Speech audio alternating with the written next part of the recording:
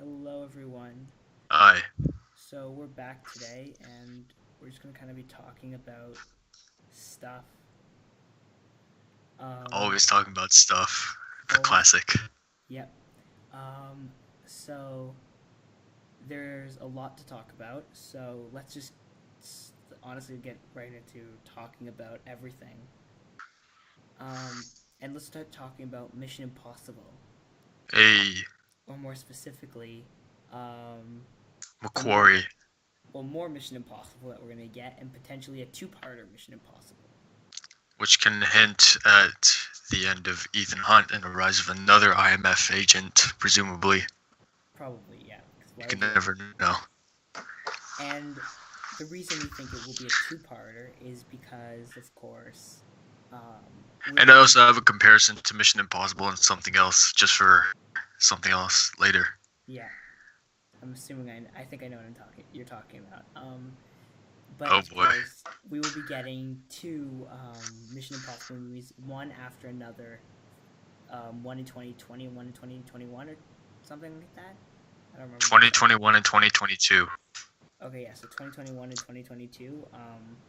And so, normally speaking, if a movie comes the like one after another over the course of like 2 years, you're gonna be filming them basically back to back, which means they're gonna Yeah. probably be a two-parter. And I Just don't like what they did with Infinity War and Endgame. exactly until they decide to make it not a two-parter and make it kind of a Yeah. two-parter.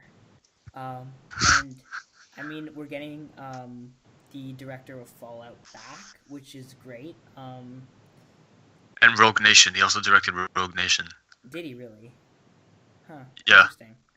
So yeah, the director of Fallout and Rogue Nation, to do the presumably last two Mission Impossible movies. So there's Hopefully not. well, we're kind of guessing it's gonna be the end of Hunt in terms of just the way it is. And I mean, we'll Yeah. probably get more of some like fashion of Mission Impossible movies, but maybe not in the same way that we're getting them now. Maybe a TV series or something like that. Like what they're doing right now with Jason Bourne. They're making a TV series called Treadstone, but Jason Bourne's not going to be in it. They're saying it's about when Jason Bourne served the or the Delta Force before he joined the Treadstone program. So, yeah, they might make a Mission Impossible TV show. Although, if they made another movie, do you know who I want to be the main character? Who? I can't remember her name, but the the new girlfriend of Ethan Hunt. Um, Alana Mitsopoulos, Yeah. Wait, what's the actress's name? Vanessa Kirby. Yes, Vanessa Kirby. That's the one. Yeah. I want her to have her own like series. She was really good in Fallout, and so Yeah. I really want her to get her own series because she did amazing. She deserves it. So yeah, that would be amazing if they did do that. Yeah. So, I mean, I'm really excited for this. I can't wait to see kind of like what we're gonna get from these movies. What do you want to see from these movies?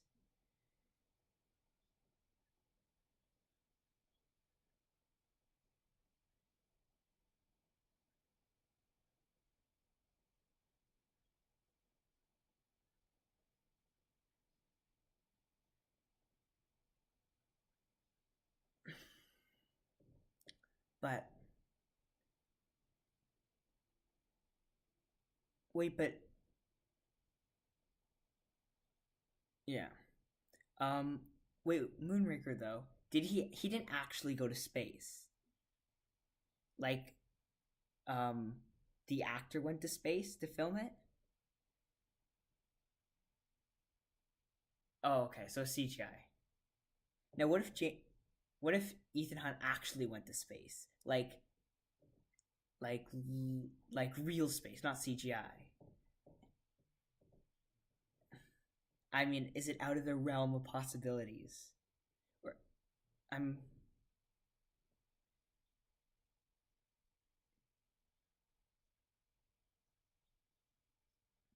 exactly, but but maybe not like actually fully in space, but maybe like he does a stunt in like in space. Like maybe it's like about a rocket ship and they fly into space, right? And he jumps out or something like that when he hits like the edge of the atmosphere, or they do something like that, right?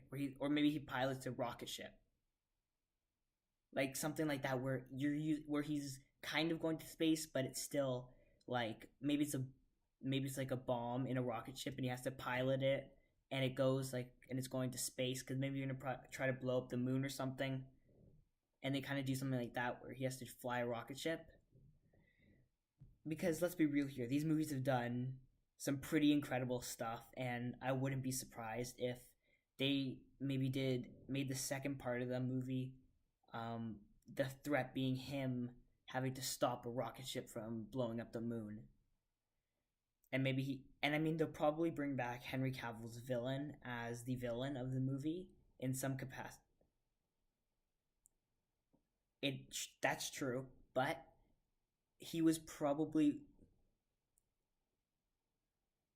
maybe they bring him back as like someone in the shadows who they reveal at the end was actually orchestrating the whole like thing. Maybe he's in like a wheelchair and he's like mad at Ethan Hunt for what he did, and he's like tries to get back at him by training this person, some villain, to go after him, and it turns out he's behind it the whole time. Because you don't not bring back Henry Cavill because he did so good.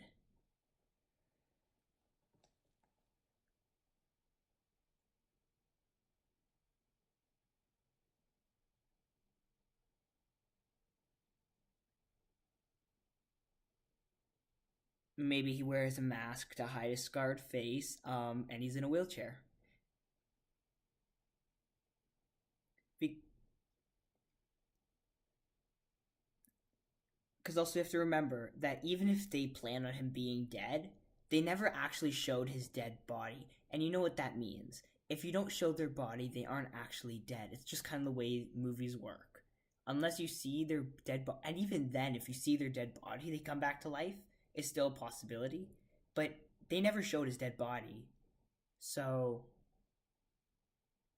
I think they keep Henry Cavill in some capacity just because of how many people loved him in that movie. He was probably one of the standouts of that movie, and if there's such an appeal for him to come back, I honestly don't see them not. And they get the same director who directed him last time. Like why would they not plan on bringing him back? And it would be a great way to. I mean, maybe they could both. I don't know. I think Solomon Lane has had too many movies now. I think it's time they just let him die and just like push him.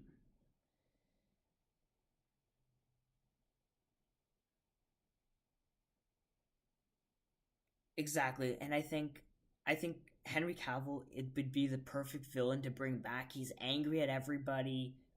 He's probably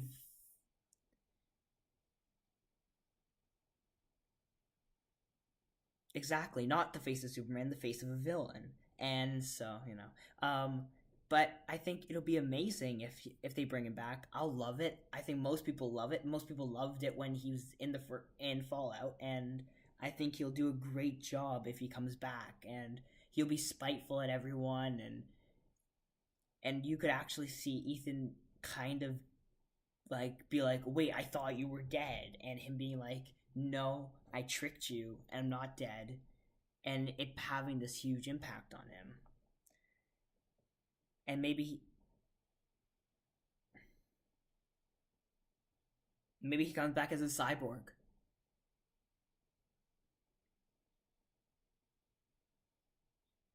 See, I feel like you could do it in a way that would work.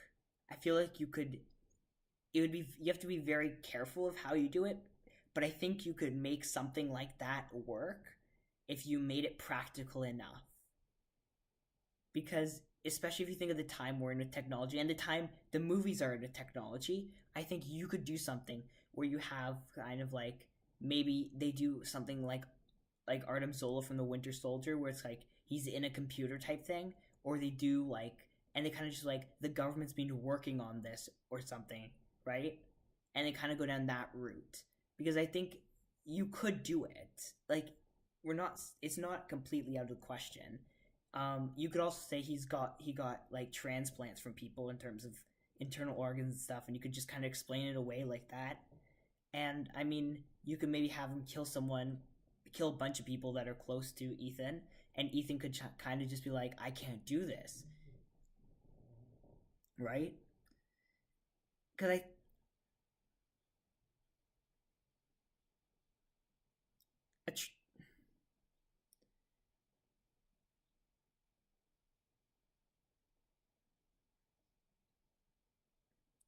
but it isn't like normal people get organ transplants, right? Like that's something that happens in the real world, like right now. So why can't?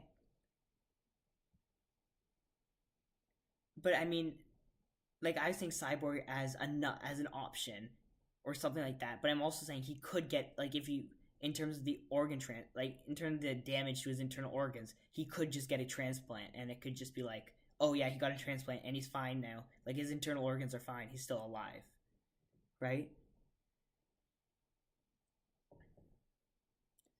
But I don't know. I feel like Solomon Lane has had his time and he's done. And I think it's he won't work. His because Cavill had an interesting story to his character. His Solomon Lane,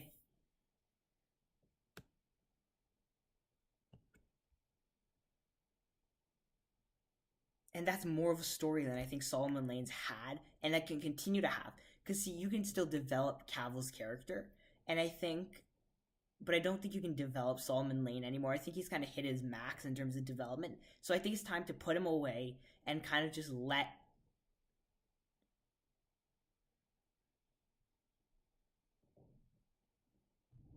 Mm-hmm.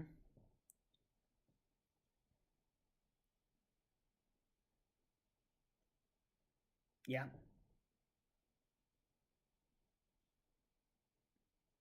I don't know. I feel like he's had his time though, because I feel like I feel like if you compare him to Cavill, I feel like there's growth for Cavill, and there's a reason Cavill could be angry at Ethan, and a lot angrier than Solomon Lane, and how Cavill could end up being like that final villain before either Ethan dies or retires.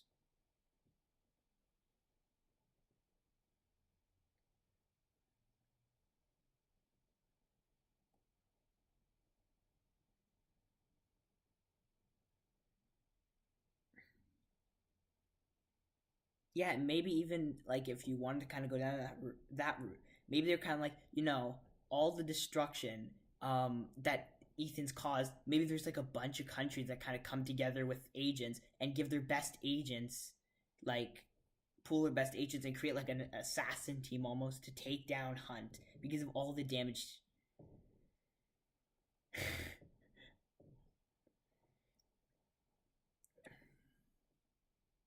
Yeah, yeah. Maybe they could, or maybe a bunch of rogue agents are kind of like, I want to take him out.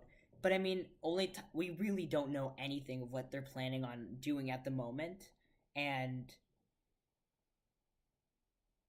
just all that's confirmed is that it's happening, and and the fact that it's happening a year apart, we're kind of guessing it's going to be a like a two-parter movie, um, and I mean, it's very unlikely it isn't, just because of the timing, of course, of the movie actually coming out is like it's like one and then two.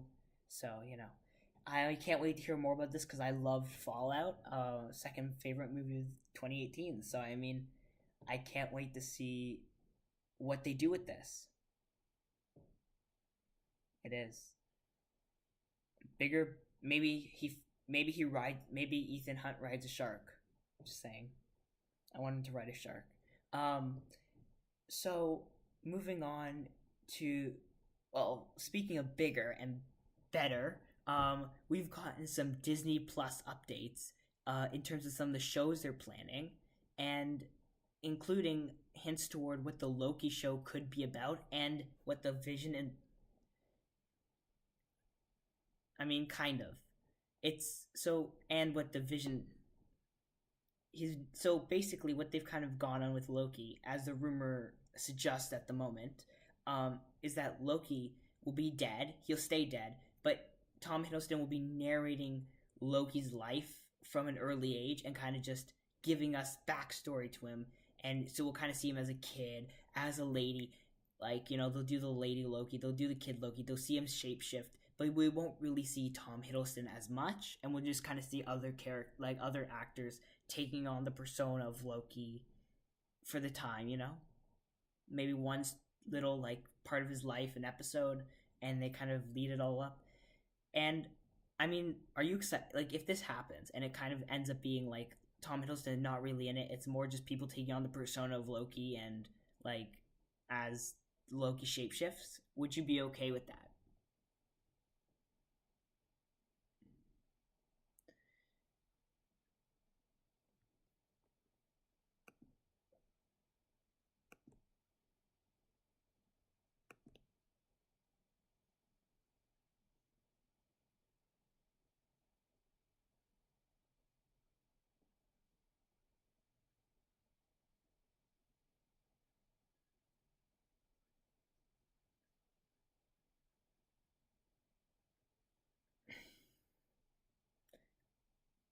But couldn't you argue that that is development of Loki, because you have to admit it's not like developing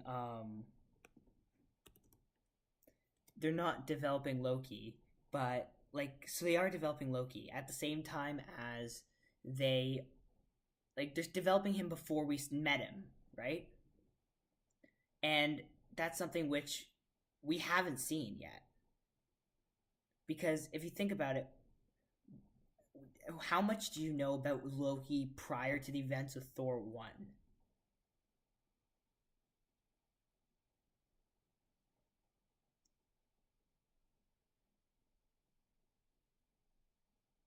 Odin?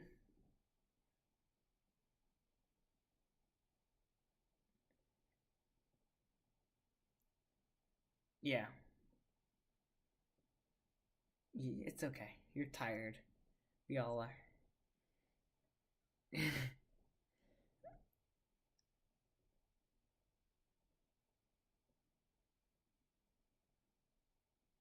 Okay. Do you know no King of Asgard? He is the prince. Um but do you know about specific adventures of Loki prior to his adventure in Thor 1? Do you know kind of what kind of trouble he's getting himself into? Do you know what he was kind of doing? Do you know what he was doing after Thor 1, before the Avengers, after he fell off the bridge? Do you know exactly where he went and what he did prior to coming back? I mean, I think what they're going to do is they're going to kind of be like episode 1, it's going to be him as a kid with the frost giants before Odin adopts him. Then episode 2, we're going to jump a bit and he's going to be he's going to be he's going to be Lady Loki for a little bit. And then episode 3, they're going to show what happened after he fell off the Rainbow Bridge in Thor 1 and until Avengers, right? And they kind of just do that and they pretty much just fill in gaps, right? Because guess what? People, as much as people don't want, they want Tom Hiddleston, I think kind of just saying, yeah, we're going to fill in this gap in episode 1, and then we're talking a little bit about this in episode 2, and we're kind of show you what happened to Loki when you weren't with him, right? And kind of evolving that character. Maybe you see him meet with the other, and it turns out, and about Thanos and the Infinity Stones, and he kind of learns about them, and he's like, oh my god, right? Maybe when he gets...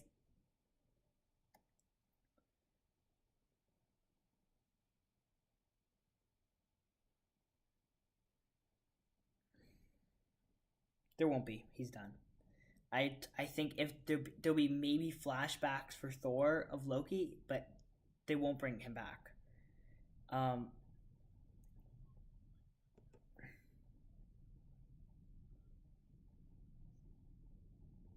I mean, maybe. Or maybe they could even end it with Tom Hiddleston and kind of being like, "That's it. That's my life. Now you know my life story, right?" And you could just kind of he could be maybe in hell, and you could see a bunch of dead people around him, even "That's my life story."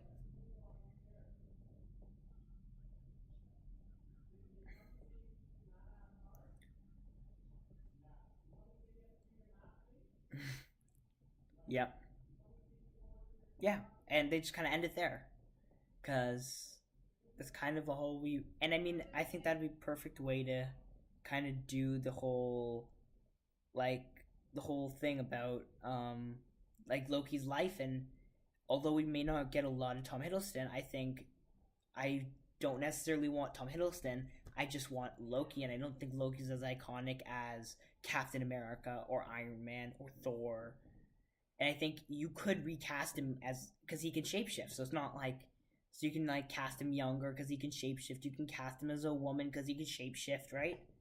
And he's done that all in the comics, so it's not like it's new, right?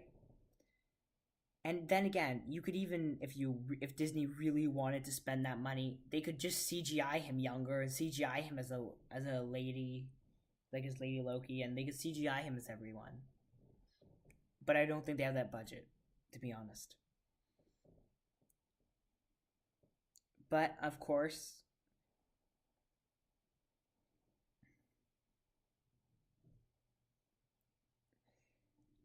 yeah, he is. I mean, he's kind. It's his movie, so he's the.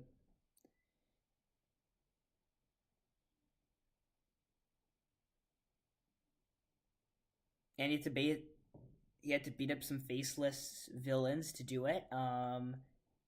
And of course, he ended up winning. So I mean, he is the hero if you consider it like, or at least the protagonist.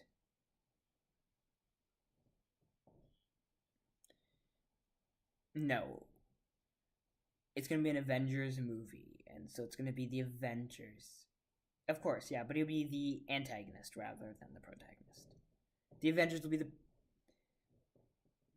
I mean, we don't. Maybe they'll kind of end up finding a way to compromise on how much he's the bad guy, how much he's a good guy. But I think you're going to see a lot more of him just being angry and like a bad guy, and less of like a, oh, I'm so sad, I need to accomplish this because he's accomplished it. So now you're going to see him be a bit more like defensive and angry and like a classic villain, like classic Marvel villain, like shoot things and blow things up.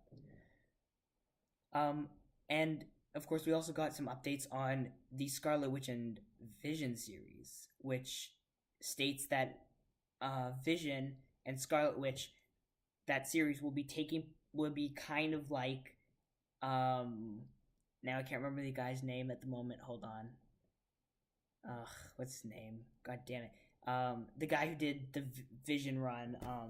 Don't wait. Hold on, I'm gonna look it up. No, comic writer Vision. Hold on. I don't know why his name's not coming to me right now. I was literally thinking of him like 2 minutes ago, and now I can't remember. Um.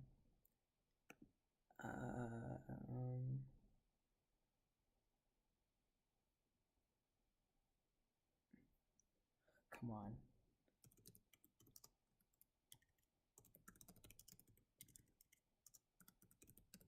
Tom King. That's his name. Tom King's Vision Run. I'm just gonna double check my theory. Tom King Vision Run. Yeah, so it's Tom King's Vision Run. And so that run basically was regarding Vision's family, like Vision having a family. So there's a his wife, which was a Vision, and then he had two kids who were Visions, and then a dog who was a Vision, right? And Tony Stark kind of made him a family of Visions, and I think they said they're going to be taking aspects of that run and applying it to the Scarlet Witch and Vision TV series, which means you'll probably see Vision and Scarlet Witch end up getting married, and you'll end up seeing them have kids potentially. Maybe Tony Stark will make, or if he's alive, will make them a child potentially named Vision, and then we will get champions eventually. But so it'd be kind of like Vision's family life and Vision's non-superhero life with Scarlet Witch, and how they'll kind of have a family, some kids, a dog, like a normal family. So who doesn't want a family show, like literal family for a superhero show? Um, so would you humorously? Well, then I guess me and you have very different definitions of humor, but yes, he does die. Would you be? Would you? I mean, of course you'll watch it, but would you be excited for a Vision family show? Like, would but it's also very like it's not superheroes. Like imagine Vision, Scarlet Witch, and a kid, and they're kind of get like having and trying to have a normal life, but at the same time they're like they've got to like still fight villains. Kind of like think of like a non animated Incredibles. Think of something like that when you think of this because it's kind of like that or a Fantastic Four type thing where it's like they're trying to have a normal life. They're trying but they can't, right? And they also have to fight super villains, right? And you kind of just did something like that, nice small, not huge scaled, like changing the world show. A lot of people wanted it to be a House of M show, but I mean, we all know that wouldn't have worked. House of M's too big to just kind of like start in a TV series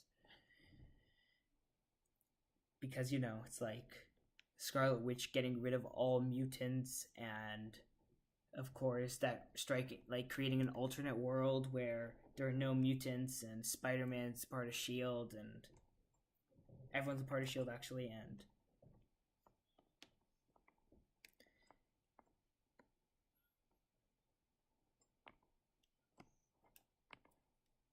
I mean that would have been the most perfect segue if that's what was next on the agenda. I know. I see. Originally, it was there, but then I decided I'm gonna put it with the John Wick trailer, which is before box office. So, but speaking of broken layouts, something else that shattered. Something else that shattered is the movie Glass. I'm so good at this. This will be the best part of the episode. It's like shattered glass. This segue is amazing. Um, we both saw a movie, and of course, the arguably the yeah we did. And arguably the main character is as fragile as my ego at the moment. I'm really good at this. Um, and I love the movie. It's probably my favorite movie of the year. I've only seen one movie this year, by the way, so there's not much to compare it to. But it is my favorite of the one movie I've seen this year.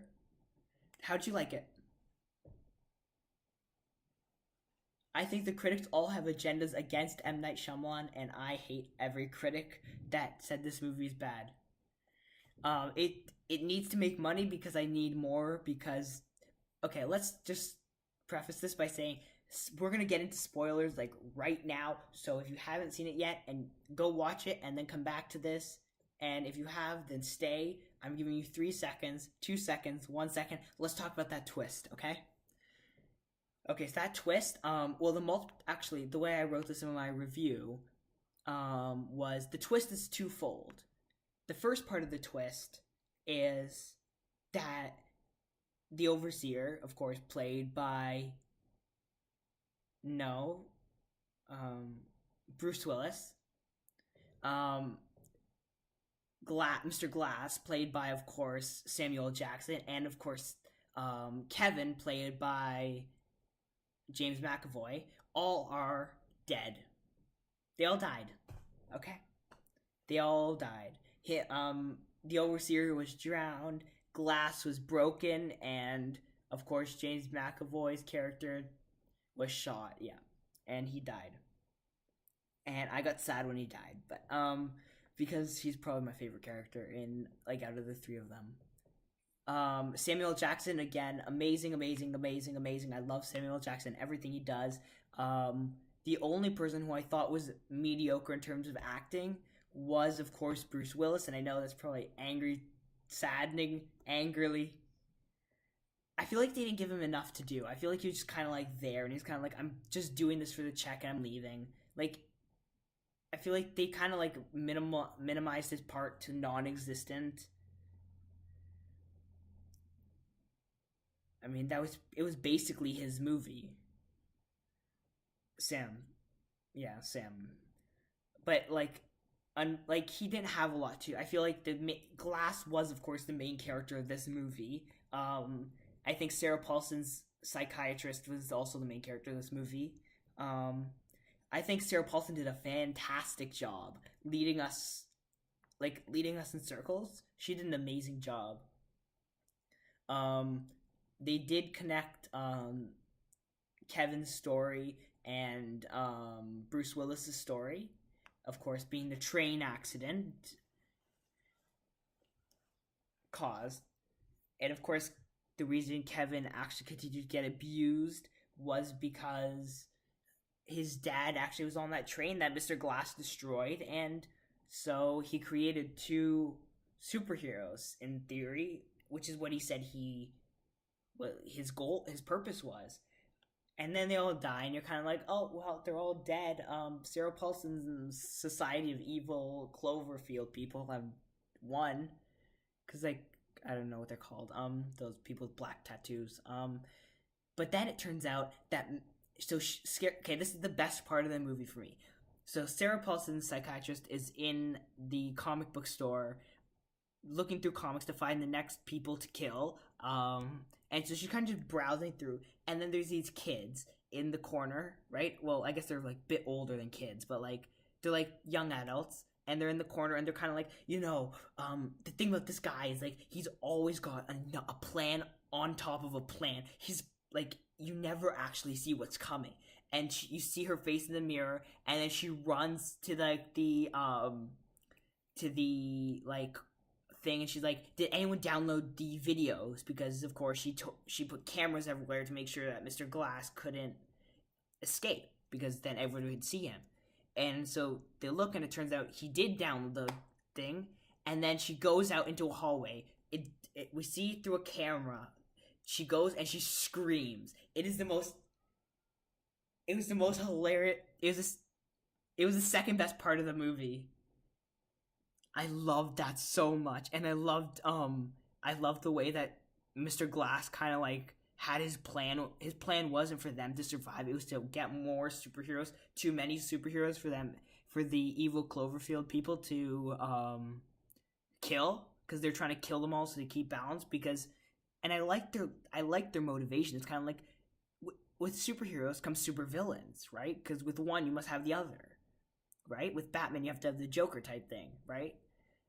But if we kill them, then there can't be a villain. There won't be a villain if there isn't a hero, which means then we'll just continue living our lives, which is really like a really, really smart motivation. And I think it's so underrated that a villain's motivation is, I want to keep things normal. I don't want, like, I'm not going to try to conquest the world. I'm not going to try to like let an alien invasion happen. None of that'll happen if the heroes aren't there to cause the villain to come out, and the villain isn't there to let the hero come out. Like, we'll kill them both. Like, it's really smart. I think that was so clever the way he did it. I was not expecting this twist at all. Either of the twists.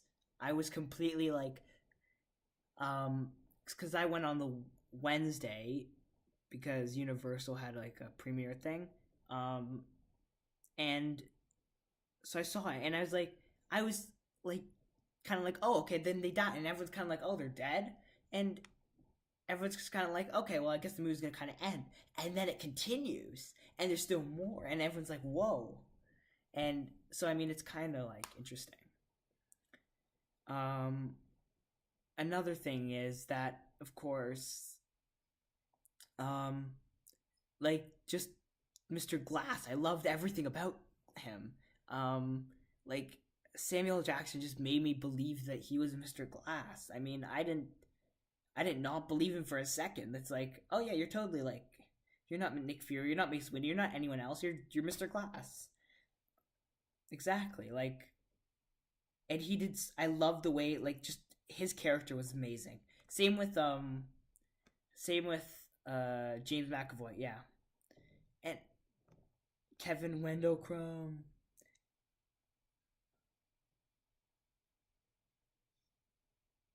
I thought it was. I wait. Have we,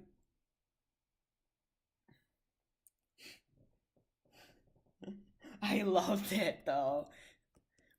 But you do realize how much how much skill that takes, right, to be able to pull off. And yeah, the Beast. To be fair, Patricia was my favorite personality. I feel like Kevin wasn't as good in this one as like the personality wasn't as good in this one as he was in Split. But I love Split. Probably my second favorite now of the three, and I want to see more of this. I want to see people get their powers. I want to see more of this, and this movie needs to make money in order to do that. But I loved it. I honestly like just loved it. Yeah, and I mean, I I'm not in any kind of like sad. Like I'm gonna be sad if I don't get another one because this is a movie. It's kind of like not oh okay, there's another one now. It's like a there needs to be more. I need to see more. Give me more now, now, now. It was just really good, and I think it's hard to come by in movies nowadays where it's like I really need another movie. I'm like I can't deal with this. It's like the suspension's killing me, and like even like Avengers Infinity War did that too. But even then, it's kind of like, well, I mean, it's gonna happen at some point, I'm sure. But this is kind of like I don't know if it's gonna happen. It might not come out. There might not be another one. They might all just like we don't know what's gonna happen. Sarah Paulson's still out there. Her organization's pretty evil. They've got people, and they wear black like combat outfits. So of course they're evil. Um, but yeah, I mean, and I liked how she almost like she explained away their powers with science, right? It's kind of like she kind of managed to, and she managed to fool at least me into believing, oh, they're gonna end up just saying, oh yeah, it was science. Like that's what I thought the twist was gonna be, or right?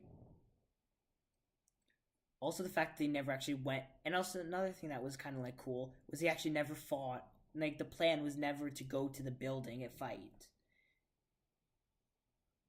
Yeah, and another thing because I just love this movie. Was when he was kind of like when Glass was dying. He's like, this wasn't a limited series; it was an origin, and I just loved that. I also loved all the comic book references in the entire movie because there's so many. Um, I'm trying to remember now. There's one I really liked. Where Sarah Paulson's character completely attacked comic books and said they're bad. She had a great line. It'll come back to me. There's something about how comic books are like bad and yeah, yeah. And she said something else about comic books after that. Like it was really good. It was really good. I love this. It made me love comic books even more because Sarah Paulson doesn't like them, so I have to like them. Um, I I don't know how you can not like. Sure, some of the filming for the fighting was off, and the cinematography for the fighting was off, but I loved it in general. And I don't think it deserves critics to hate on it, but I loved it. And so, what would you give it out of 10 if you had to like rate it? I'd be going for a bit more of an 8. And do you think this will end up by the end of the year be one of your top 10 movies? You think so? Despite like John Wick 3, Avengers Endgame, um, Captain Marvel, Avengers Endgame. Of course, Thursday preview night. You're gonna go on the weekend, I assume. I think we talked about that prior. Like, yep, I'm excited for that. Those new posters are amazing. They aren't really a topic on this, but I kind of want to talk about them now.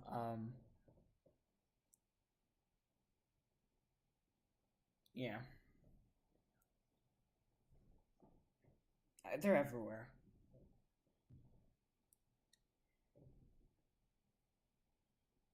Yeah, they're really good. I love them. They look beautiful.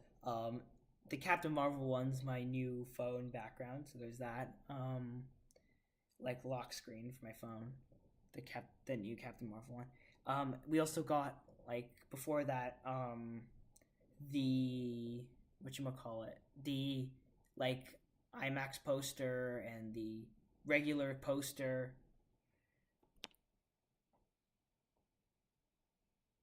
Yeah, they released like three posters prior to the character ones. I think there's like the Dobley poster. There was the IMAX poster. Yeah.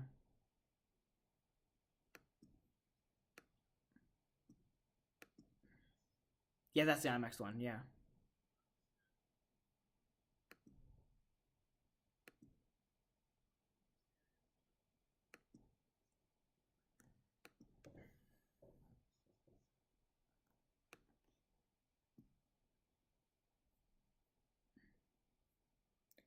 I have a question for you quickly before we go back to this. Um, have you actually seen um, Punisher season two?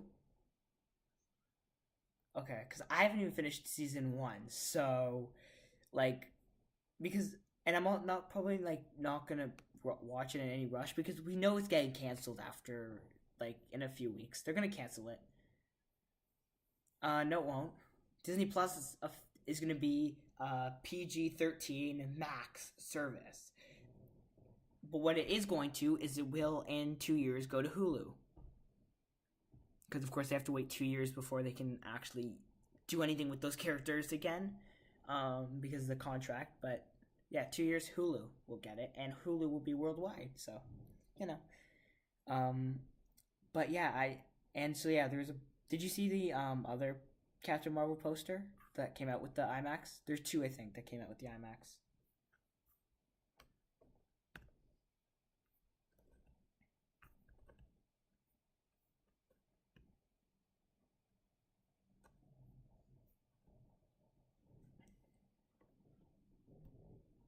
There's like it's like there's a lot of light, and then she's there, and it says like experience it in real 3D, and yeah, that one. And there's one more. Yes, that one. So they honestly look amazing. I'm super excited. The special look, which I don't think we've talked about on here, was absolutely amazing. It was probably the best look we've had at Captain Marvel at the movie. It had the energy that Marvel normally has. It was really good. I think. Yeah, I didn't get trailers because it just like it just happened. Yeah.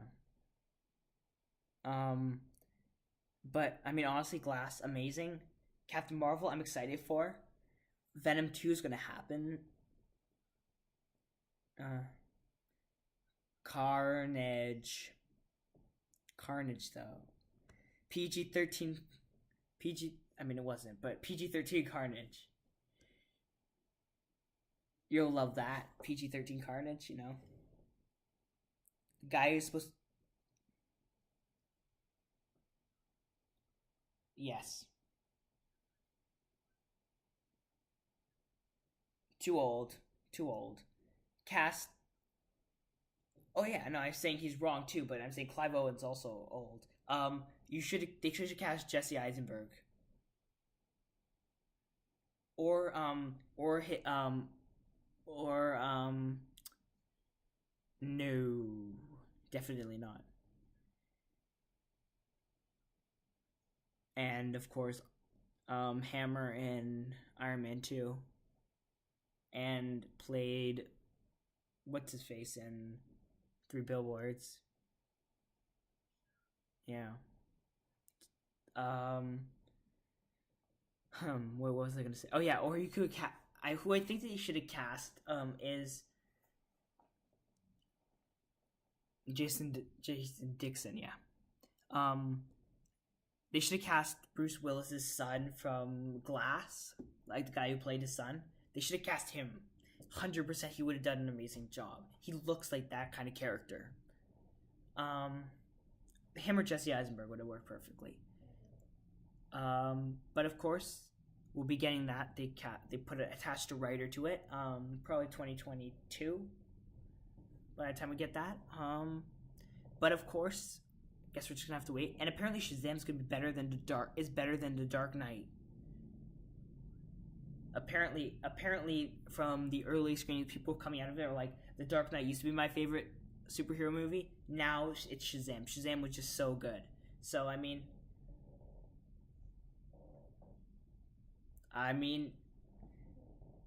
that's what people said until they watched this early cut of Shazam, and they're like, "Never mind, Aquaman or Dark Knight, move aside. Shazam's here." And I mean, I'm excited for Shazam, so I'm good if it's better than Dark Knight. I mean, I'm sure you want it. I mean, it'd be great if it was better than Dark Knight, because that means DC would have two great movies in a row.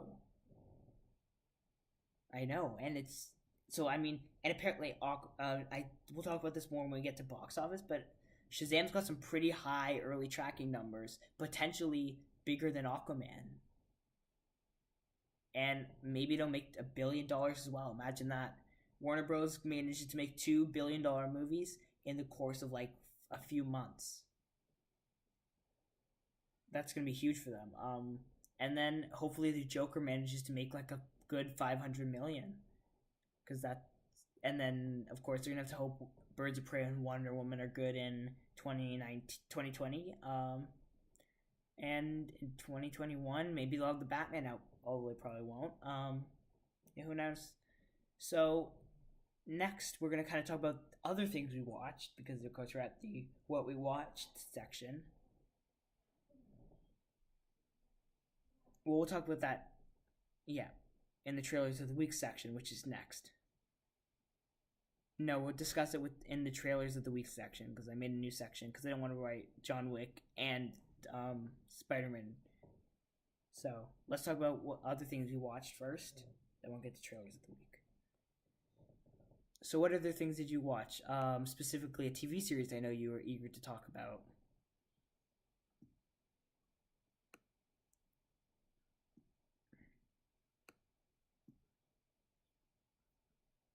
I know.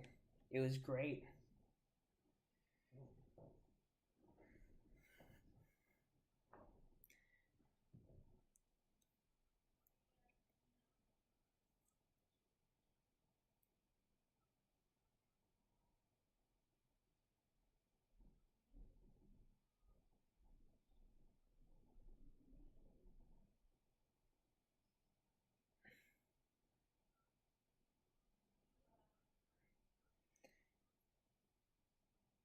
Uh-oh. Yeah.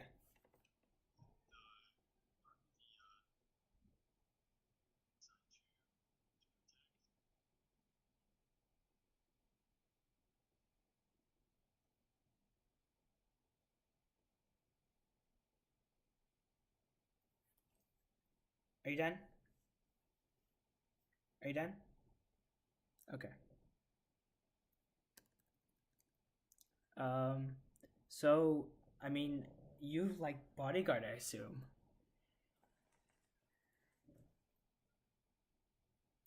Well, I haven't seen it yet, so I can't say whether or not it is, but I'm sure it's excellent, though. I can completely see that. Um, Now, my first one, which is also a TV series that I'm almost done, haven't actually finished it yet, though, which is Titans, because that's on Netflix. Um, I love it, so there's that. I mean, I think it's probably like it's just an amazing show. I don't care what people say about it being garbage. I think it's perfect. The tone works. The characters are pretty good. I'm enjoying it. It's just fun. It does take a bunch of like random one-offs just because, which I don't really like, but um, it's quite good though. I really liked it. I recommend it for anyone who wants to watch it or who is interested in watching it. Yeah. Your next thing that you watched?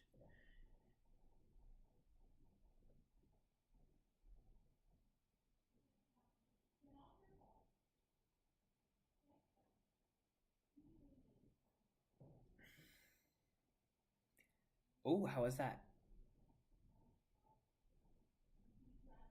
Yeah, okay. I was kind of expecting you to be like, yeah, it was very good. It's a I don't like I personally don't like horror movies. Um, I mean, yeah, I don't like them. I'm okay with thrillers. Like Get Out was good, but Glass was a thriller. It was good. Get Out was good. Us is gonna probably be good. But I'm not. I don't really like those like jump scary horror movies because I think they're just kind of like pointless. Yeah. Like I much prefer a good action or comedy. Even a rom com is okay. Like from time to time. But I don't like horror. Yeah. But I also watched Young Justice episodes 1 and 2 because they're now airing slowly um on Teletoon. But Young Justice episodes 1 and 2 were amazing. I love Young Justice. It's my second favorite animated show of all time. So there's that. With Star Wars: The Clone Wars, of course, being number one because it's amazing.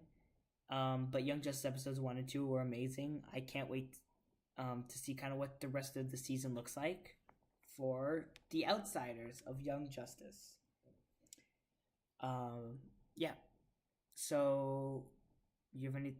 What's your next thing that you kind of want to talk about, if there's anything? Okay. Well, I'm gonna kind of quickly tell. I'm not sure if I talked about this last time we recorded. I don't think I did, but I did watch Truth or Dare, that movie. Well, I watched that, and I'm mixed. I like the ending. I love the ending actually, but the movie itself was questionable at best. So because the ending, I don't want to spoil anything, but the ending was really, really, really interesting, and it wasn't the same way most of these type of cheap budget like kind of like these thriller movies kind of end. Instead, it ended much, much better than expected. Um, and while we're kind of, because that's all you have, I wanted to quickly just kind of also bring up Ghostbusters, the reboot that's happening. Have you've seen the original Ghostbusters? I assume you like them. I assume. Well, are you ready for the greatest Ghostbuster remake since the all-female Ghostbusters? Because guess what? They're gonna be. So you've had white male Ghostbusters. You've had all female Ghostbusters. Are you ready for the third and greatest category of Ghostbusters yet? Get ready for Ghost Children Busters, where they will not only have white male children as Ghostbusters, but they will also have white females as Ghostbusters. And I mean, I'm not sure if they're gonna be white, but I'm assuming some of them will be white. I'm just kind of like, but yes, there will be females as Ghostbusters, children as Ghostbusters, where they will not be, but they won't be busting ghosts. Don't worry, it's too dangerous for kids. Instead, they'll be investigating paranormal activity, like Stranger Things and what was it? It, where they will be kids investigating ghosts. So I hope you're ready for the greatest Ghostbuster sequel since, well, Ghostbuster remake since the all-female Ghostbusters, and the greatest kids investigating paranormal activity since Stranger Things. And get ready for kids who can't drive to drive the Ghostbusters car, van thing. They can't drive though, so I don't know how they're gonna. I like how they like say like they're giving like they even released this promo video for the announcement of these movies with like the car, right? But the thing is, they can't drive their kids. So how is that gonna work? Exactly. So let's just kind of. I guess we're gonna have. So let's talk about trailers now because Ghostbusters.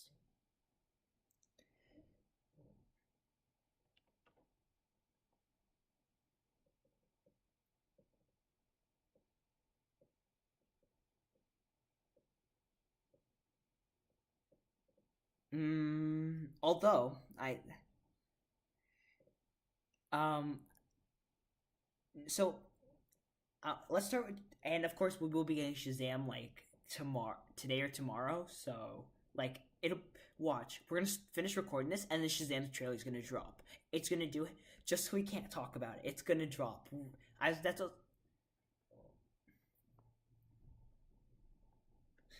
I mean, because I think it's either coming today or it's coming tomorrow. I can double check, but um, yeah, nothing yet.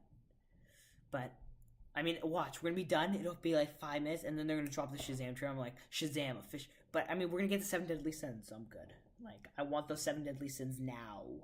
Um, but of course, let's talk about John Wick first, and because I wait, I watched this trailer on Friday because so I know it's a day after it came out and all, but I just never ended up watching it, and it's just kind of like, oh, the John Wick trailer is out. I gotta watch it eventually. And so I'm bored at lunch on Friday, and I'm like, what should I do? Oh, I'm gonna watch that John Wick trailer. So I open it up and I start watching it, and I yeah, I saw it after I finished watching the trailer. Yeah, um, I I actually really enjoyed it, I'm someone who I'm someone who said John Wick 1 wasn't exactly a very good movie. Like I didn't like it very much. And John Wick 2 was better than John Wick 1, but I still didn't really love it. This trailer just put me in the mood for John Wick, and I'm like, if this movie is like this, I'm super excited. Like this looks amazing. Halle Berry's character looks pretty like good. She seems to be doing something. She's in the desert at some point. Yeah, and she met John before, and they got some past. Lawrence Fishburne's back with his bird. I think he's a bird in the trailer. Yeah.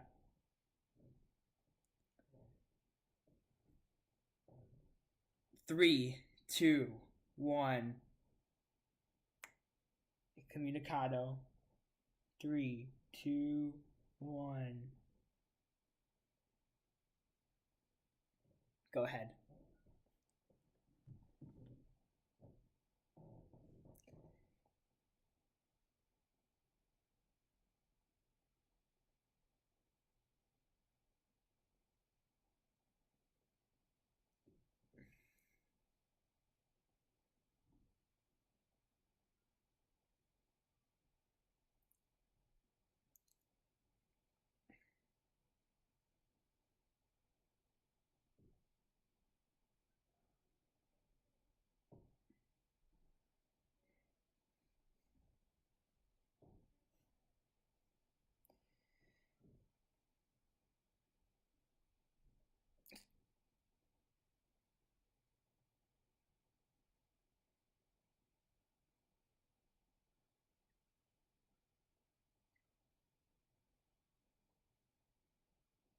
And of course you would know that.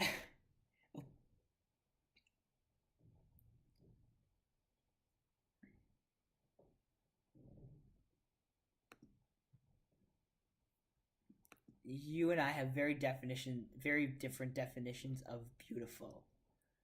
Um, and I figured,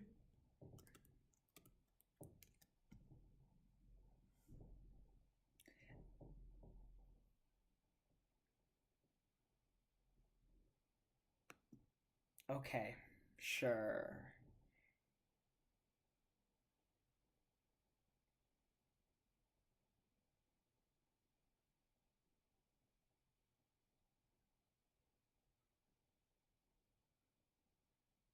Yeah.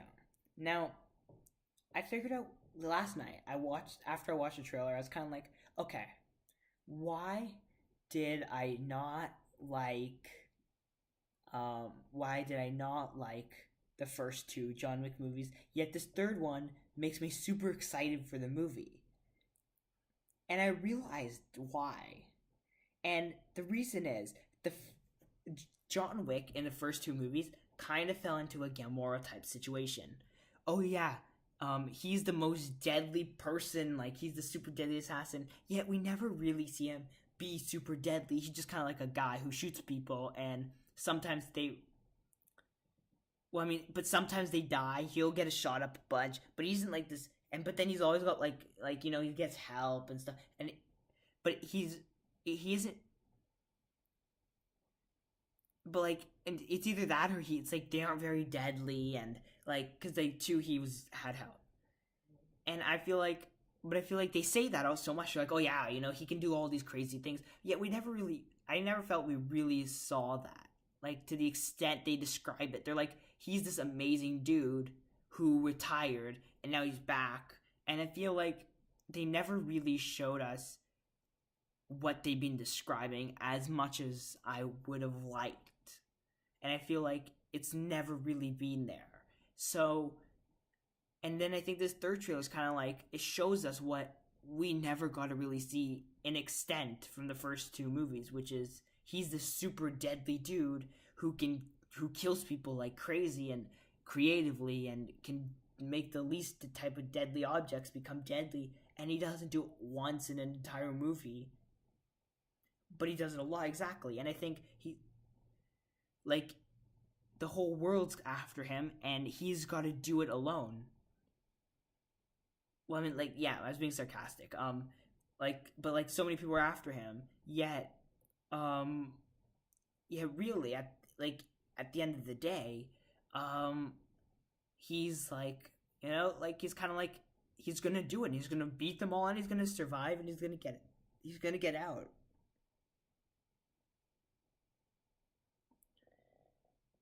Exactly. And I mean, I if he gets to kind of like, and I hope that the action won't just be montaged like that in the actual movie, and I hope they show us in more depth, and I hope he does kind of like creative things and uses what he's got more than once in the movie.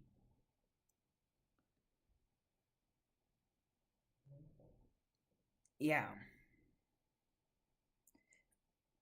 But see, that's the thing. People are like, oh well, he like the movie's like, oh yeah, he does it all the time, like, but we only see it like once in John Wick 2, really, went the pencil, and we don't really see it in 1, and but 3 looks like we're gonna get to see more of that, and I hope we do. I hope it's more like, yeah, he's like he's gonna use like a blade of grass and slice someone's like neck, right, or choke them or something like that, like do something we won't expect, like be creative, like get like put like do crazy things with random objects which you wouldn't think would be deadly, and have him kind of do that, because that's kind of what you saying John Wick is. That's what he can do, so show us that he can do it, right? And I think with everyone against him and the hotel not helping him, I think he'll get more of a chance to do this because he won't exactly have the openness of firepower. That's exactly what I'm saying. That's what I'm saying. It's like the hotel won't be helping him, so he'll actually be able to. He won't have the unlimited amount of firepower he does now, so he'll have to be a bit creative. Which I'm super excited for, of course. Um,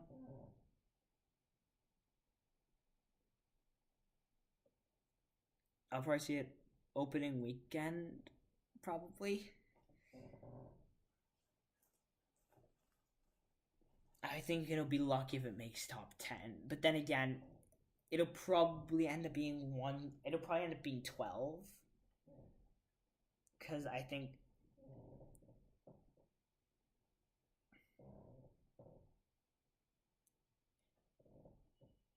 I mean, to be fair, Captain Marvel Captain Marvel will be number one until John Wick 3, and Avengers Endgame will be. I mean, until you don't think Captain Marvel will be better than Glass? So So it'd be number one on your list until you watch Endgame. Then Endgame will be one until you watch John Wick 3. And then John Wick 3 will be one. Unless another movie comes out and you love it, and I mean, you never know. Was Sicario 2 number one on your list last year? No, it wasn't. Fallout was. Um, so, I mean, that's what you said about Sicario 2, and look, Fallout. Yeah. So,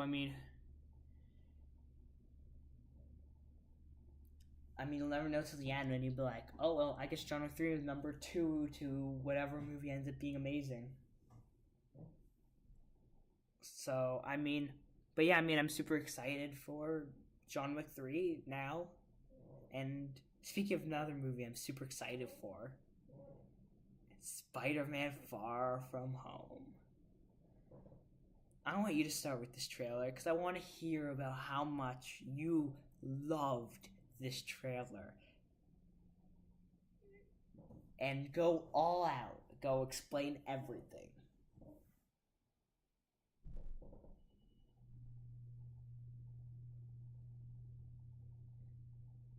Ugh, midterms.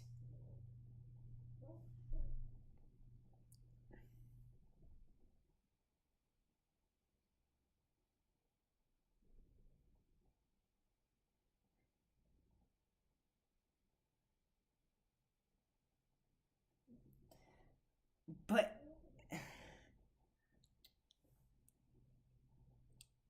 um he isn't, but if you insist. Not really, but if you insist. But what about No, he's my favorite. He's amazing. Tom Holland's great. I love everything. No, you're wrong. That's incorrect. Sending you a GIF when I get and after we're done with this, because then I can get to my phone, and then we'll see if you really think Andrew Garfield's the best Spider-Man, or sorry, the second best Spider-Man, which he also isn't. In case you didn't know. Well, we'll debate. Actually, no, none of the above. The best Spider-Man is the Spider-Man from Into the Spider-Verse. No. Did you see the movie? Have you seen the movie? Okay, then you can't talk about it till you see it. Um, Chris Pine's the best Spider-Man. Anyways, let's get back to the trailer. We could have this debate forever, but we all know you're wrong, and I'm.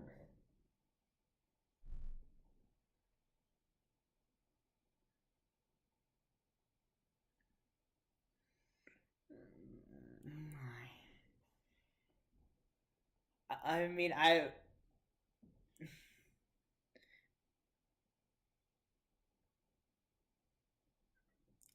But see, the thing is, it's kind of like someone saying Ben Affleck, Ben Affleck in Batman v Superman is like an amazing Ben Affleck movie. Well, they haven't seen The Accountant or Argo or anything else he's done.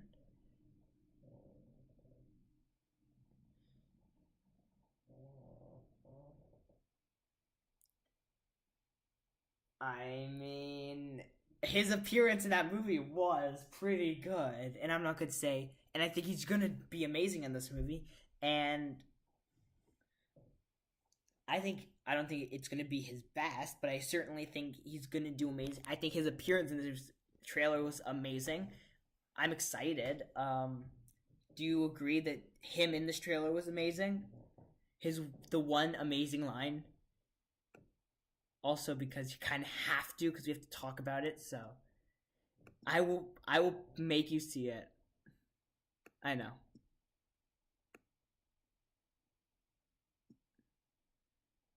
That's fair.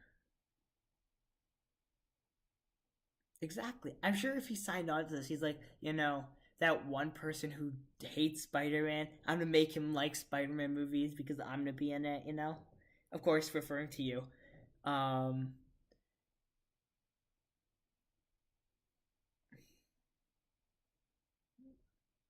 But maybe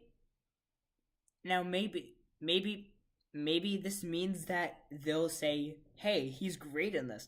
Let me go watch some of his other movies, like let's say, October Sky, Nightcrawler, A Dangerous Woman.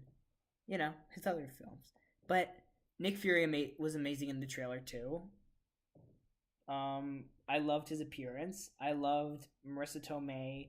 I loved the elementals, so Sandman, um, Hydro Man, Molten Man. I loved Mysterio's as Jake Gyllenhaal. His one line that he delivered in the trailer was amazing. You know, he's saying you don't want any part of this. Not really, no. But yeah, he was amazing. So, he delivered one line, and it was probably the second best line in the trailer, so there's that. The best line, of course, was I think Nick Fury just hijacked their summer vacation. That was the best line in the trailer. Of course, with Jake Gyllenhaal's line being second. Nick Fury's gonna be amazing. Samuel Jackson again.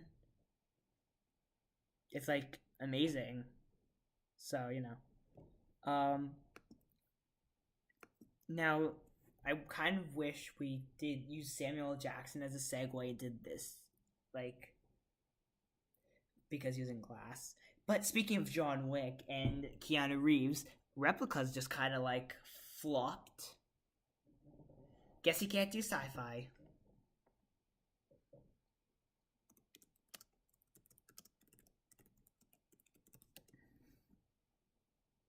Yeah, well, I guess he can't do sci-fi anymore. Are you gonna watch Replicas? Do you want to watch it? Like, is it something you're super excited to watch?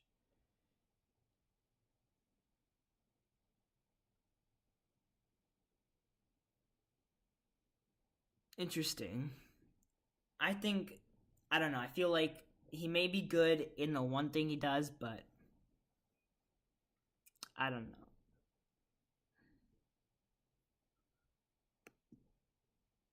Yeah, I think John Wick's gonna continue to be his shining gem.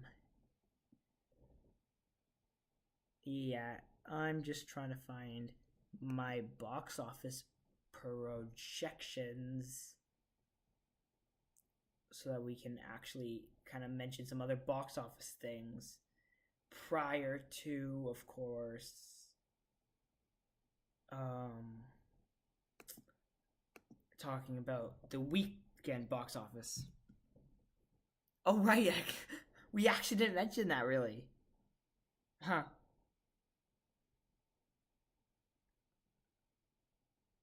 I mean, it hit it a while ago, but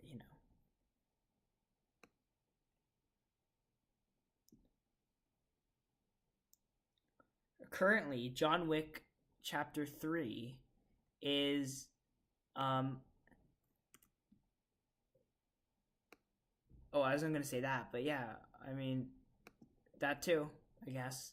I was going to say that it currently is trending.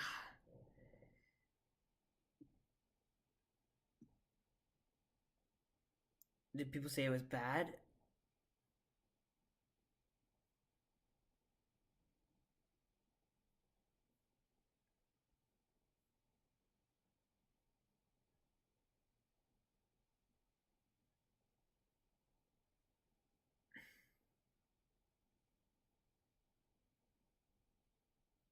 But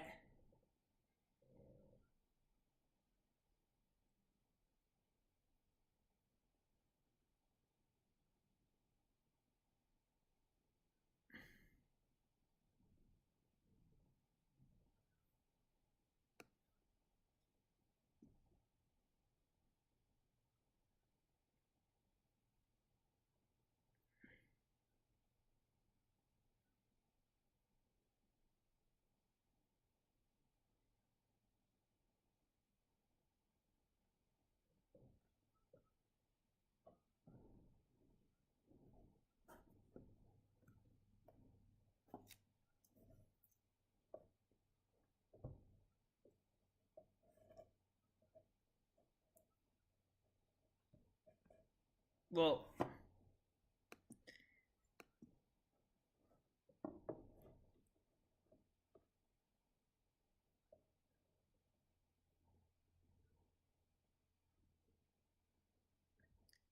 okay. Now, I am interested in this because I think I understand exactly what they're saying, which is it's honestly a amazing, like it's gonna be, it looks like it's an amazing film because of the action, but it can also be a very failing film, like the act, because of the action, because there's too much and there's too little story, and I can completely see that happening. And I mean, it's gonna be sad, of course, if it happens like that, but of course, right, it's gonna kind of have to be what it's gonna be. And I think you can kind of see that too if you think about it. The action is great, but the action can also be, but if there isn't enough story, it could affect the movie.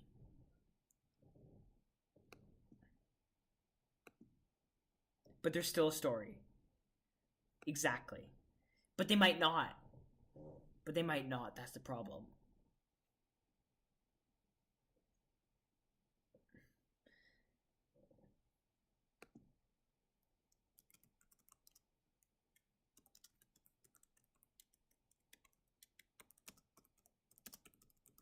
Yeah, and I don't I think it's easy, it could go either way. I think it could go either way. That's the best way to say it. Now I wanted to quickly just mention something, which is that, of course, Captain Marvel's long range tracking has come out, which is, the tracking is currently saying that um, the 3 day world release total for Captain Marvel will be 160 million, which is not a lot. To put it into perspective, um,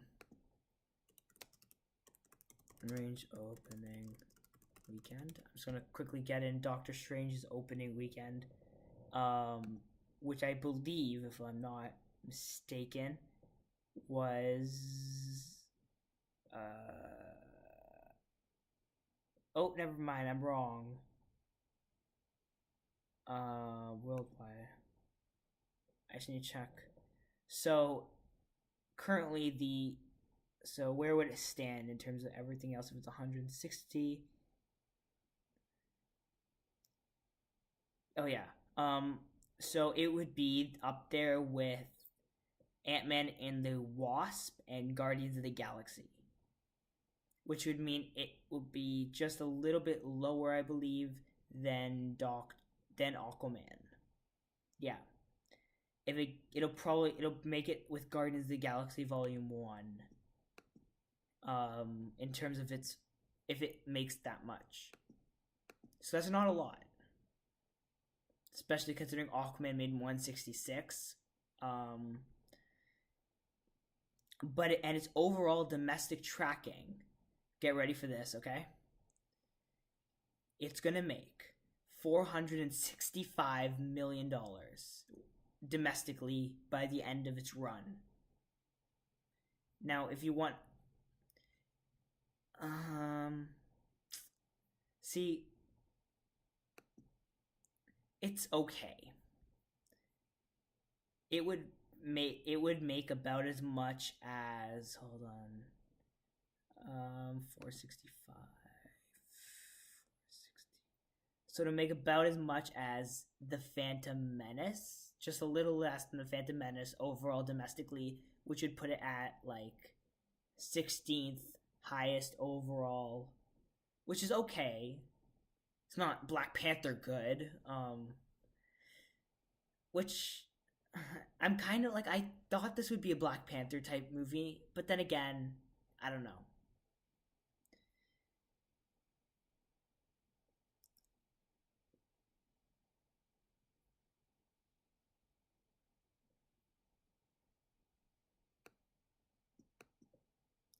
Now, see, China is, of course, the big foreign power. Now, China, no offense to anyone in China, like Chinese people or anyone in China, but they don't typically like women superheroes. Wonder Woman flopped in China. It's just like, um, which now the only difference is, of course, China also loves Disney. China, China like just loves Disney, and but China also loves Aquaman. So it's like no one really knows. China's a very hit or miss. You can't find now. Chinese government will probably be like, oh yeah, totally. Let's give it opening day, whatever you feel like. Um, but I'm not sure about like anything else. And Shazam also got a very early version of its long range tracking, and of course that will be. Hold on, let me find the number. Give me a quick sec.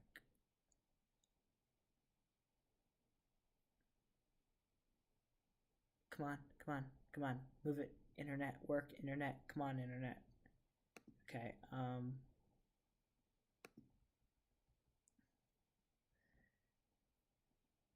So Shazam currently is kind of going for how much is it?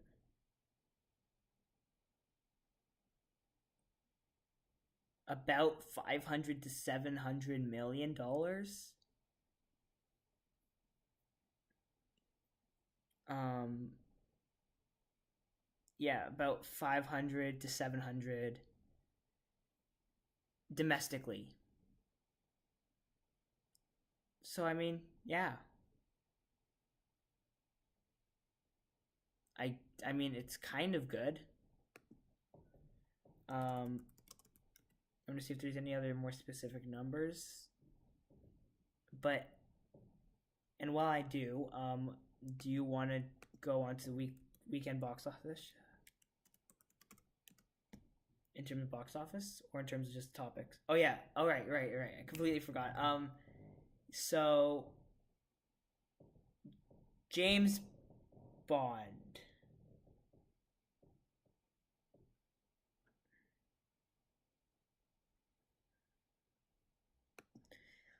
I like Bond 25 as a title, but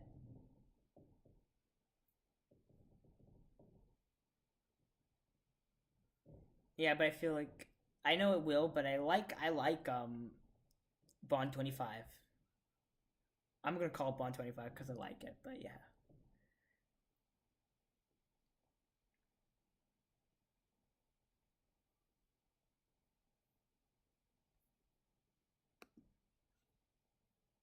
Not Henry Cavill. Nope, not Henry Cavill.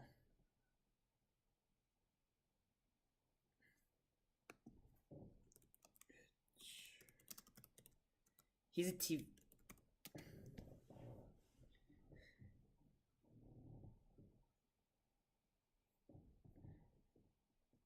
Richard Madden. Huh.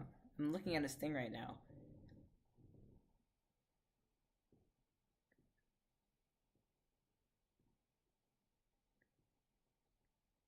Hmm. He, I think he would. I'm trying to see how many movies he's gonna be in Rocket Man. Interesting. Who's he gonna be in Rocket Man? Huh. He's was in Bastille Day with Idris Elba. I want Idris Elba to be the villain of a James Bond movie.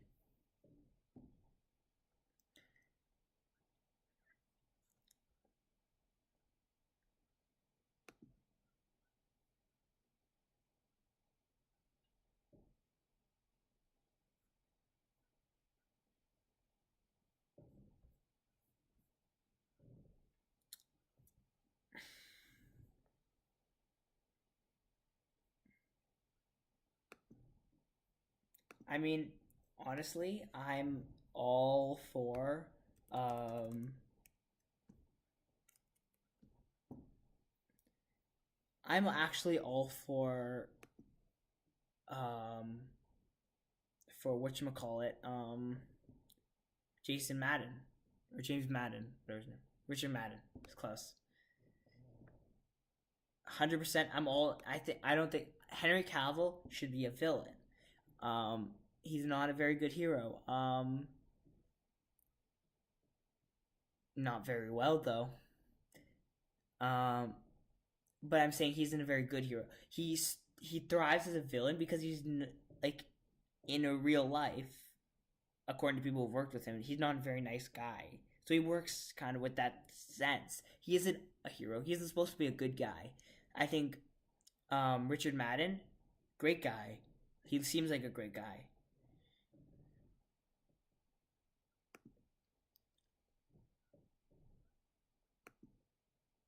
I mean, either way, yeah. No, don't do it. Don't do it. Don't do it. Nope. I don't want. Not yet. Not yet. Yet. Not yet. No. No Hardy. I don't want Tom Hardy. He isn't James Bond. But see, the thing is, James Bond is supposed to be this perfect spy, right? Yeah, but like that kind of thing. It's like he's supposed to be that best kind of person. But like, I don't think James, or sorry, Tom Hardy is that kind of person. But I think Richard Madden is. I think he looks. No, I know, but I'm saying I don't think he is that kind of like James Bond, a literally perfect human being type thing.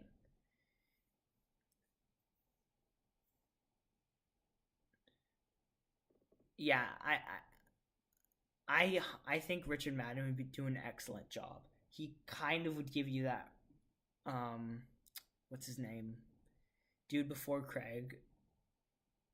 Who was the dude before Craig? No, it's the dude before that. It's one of the let's look it up. James Bond.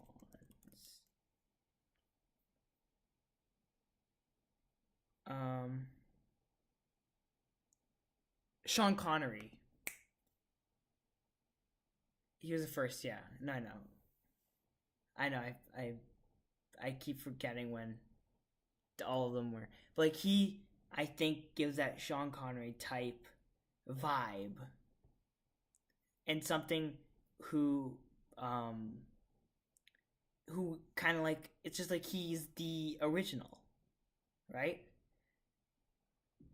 So I think yeah, I am honestly I think he would do a great job.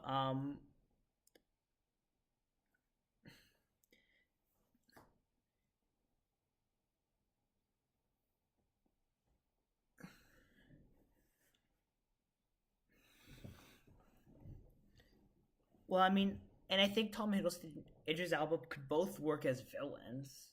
I think, I think make them villains. Idris Elba,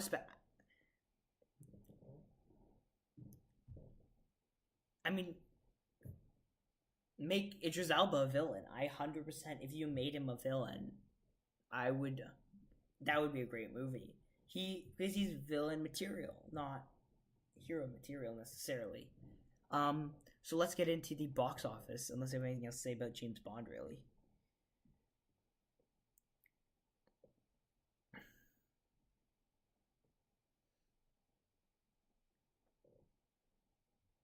Mm, debatable.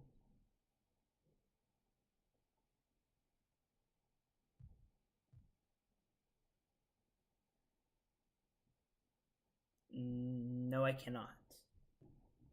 Um, do you count Mission Impossible as a spy thriller franchise? So then you can, because hasn't Mission Impossible made 1 billion?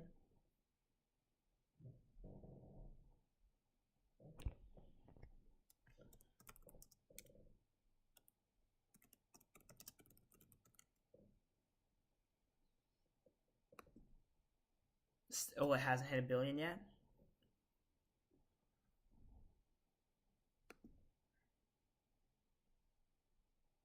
Actually, did you know that the highest grossing spy movie of all time is not Skyfall? Skyfall is number two. Despicable Me 2. No joke. It actually. Hold on. I'm sending you a screenshot right now.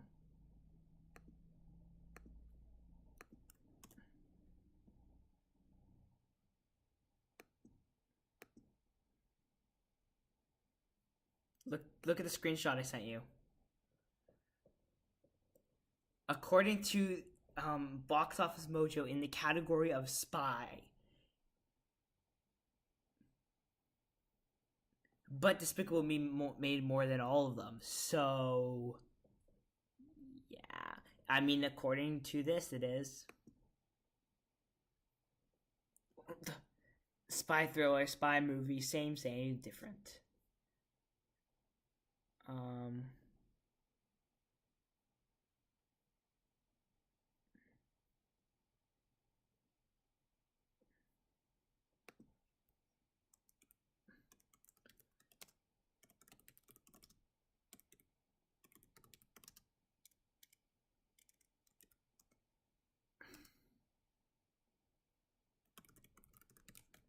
well, what website are you looking at? Oh, you're just looking at IMDb?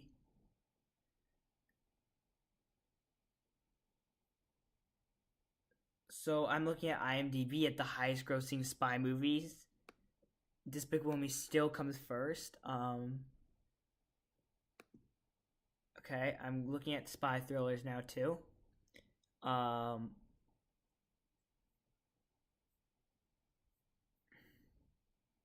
Sort by box office.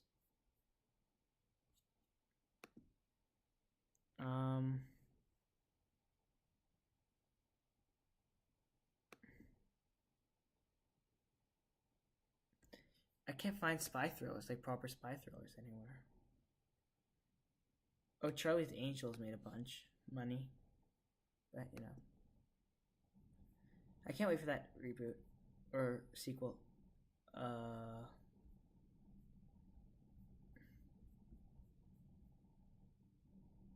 Fallout 5, 4, 3, 2, and 1. Of course, it's Despicable Me 2. So anyhow, let's look at the weekend box office for January 11th to 13th, with number 10, of course, being a nice surprise as Vice hits number 10.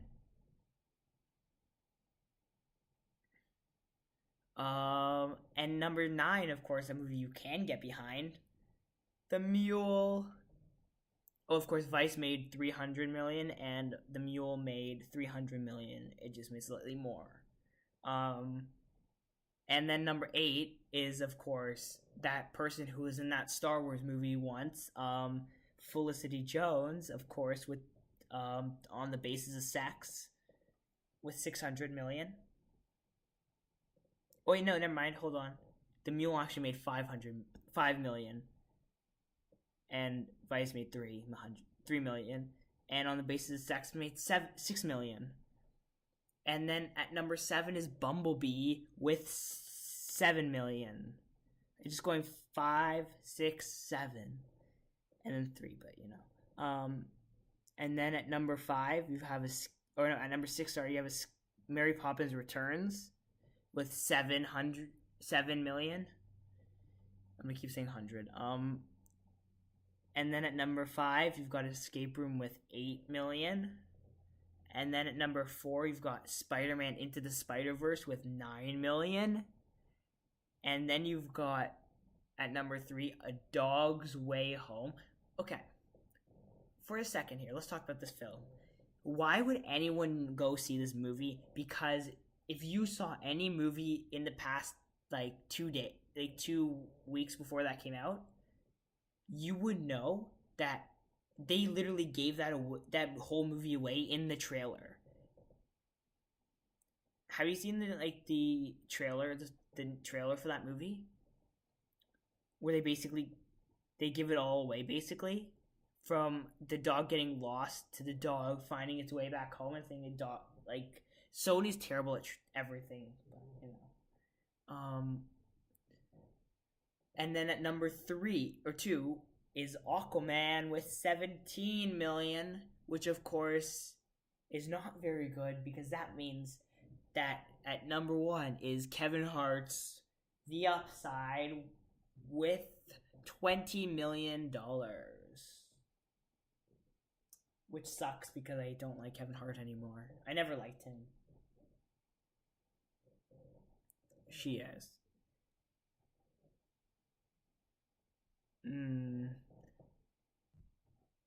But of course, and oh, by the way, you know that movie Jumanji? And it was pretty big. It almost beat Star Wars.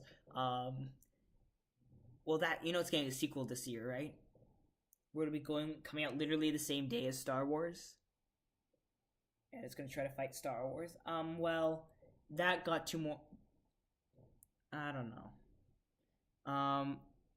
Jumanji doesn't have a divided fan base.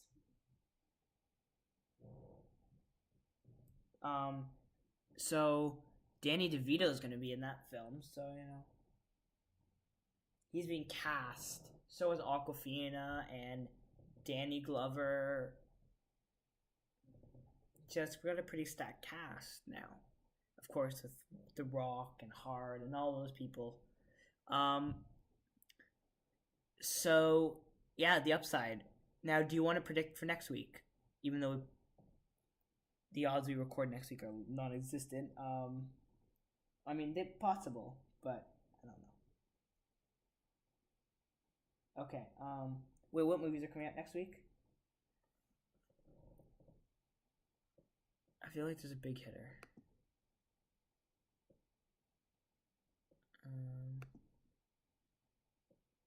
So currently, the movies coming out next week are gonna be the Lego Movie Part. Oh no, it's this week actually. Not next week. It's this week. It's because it's this weekend. The weekend we're in right now. We're predicting. So Glass is the only movie that matters. So Glass number 1. Upside. Holy. Oh, number 3 being Aquaman. A Dog's Way Home.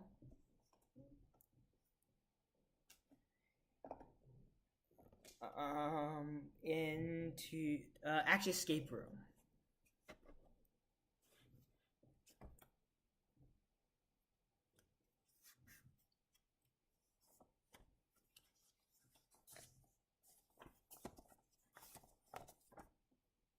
Yep.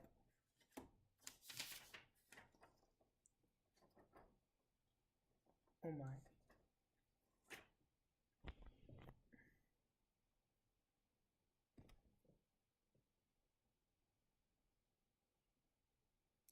Okay.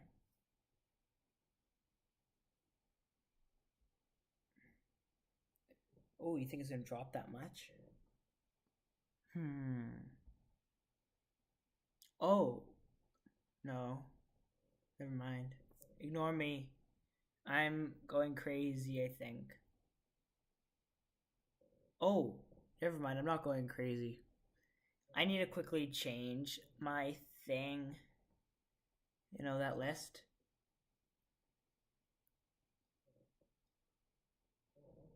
But first I need to check my theory and then we'll change it.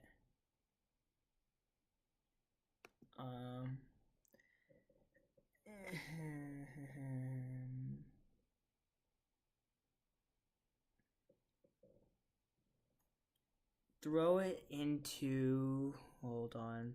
Let's see if it's got any. Hold on.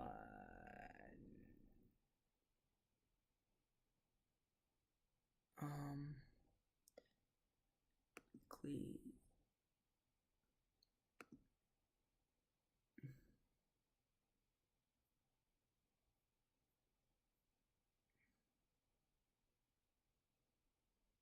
That's odd. It should be on here. Unless it came out before, it's not yellow. Um, Never mind. Just leave it as it is. I was gonna say Dragon Ball Super because it's made a lot of money. Oh, no, it's here, number 6. Mm. Hmm. Wait, what? Since when was Dragon Ball Super number 6? Anyways, I'm pretty sure it wasn't. Unless I'm looking last week. Anyways, yeah, continue on. Okay. Um, so of course that's it. I think. So you can follow us on social media as shown in the description. There probably won't be timestamps for this video because I didn't write any of the timestamps down as we were doing them because I was lazy. So if I go back and I figure out where each topic started and ended, there will be timestamps. If not, that is all you will be getting from us today. Um, Join us soon for a audio commentary eventually. Maybe if nothing happens next week, we'll end up kind of just talking about the Shazam trailer because that's ought to drop any day now. And of I I mean I I do intend to do one on potentially Sicario 2 once I finish watching it. I'm almost done. I'm like halfway through.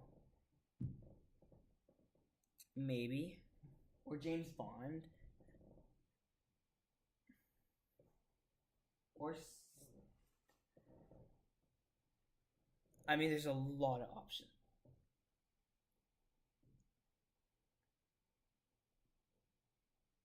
Spectre would probably be the best. Spectre. Um I don't know. So we'll figure it out. I did kind of want to do an audio commentary in solo so you could kind of watch it to the end. Yeah, we should do an audio commentary on it because you love that movie. That was your favorite movie of the year. Wait, really? Are you being sick?